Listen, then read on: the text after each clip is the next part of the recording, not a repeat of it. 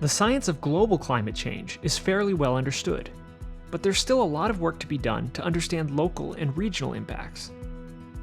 Increasingly, citizen scientists are contributing to our understanding of local responses to climate change, but the data that they produce aren't always reliable, and scientific research programs don't always account for both the strengths and challenges of using citizen scientists' data.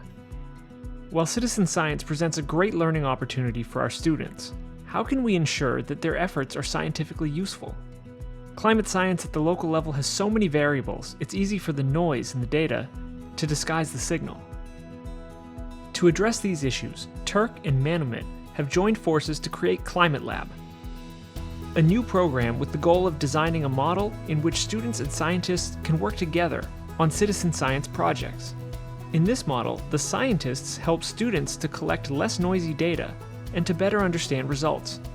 And the data the students collect helps scientists research. Students develop relationships with real scientists, while their schools end up functioning almost like satellite field stations.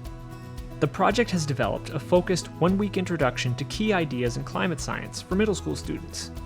They learn major cross-cutting themes like signal versus noise and the role of longitudinal data sets in understanding ecological change.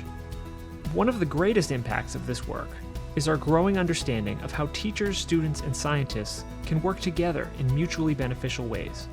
For example, to address the time constraints that teachers face, we've created the Climate Lab Project Selector, which helps teachers choose research activities based on their particular constraints, and then incorporate relevant curriculum pieces. We've seen the impact on students as well. Through citizen science and engagement with the scientists, the students are no longer just going through the motions of canned textbook experiments. They now have the opportunity to do useful science in an environment that's meaningful to them.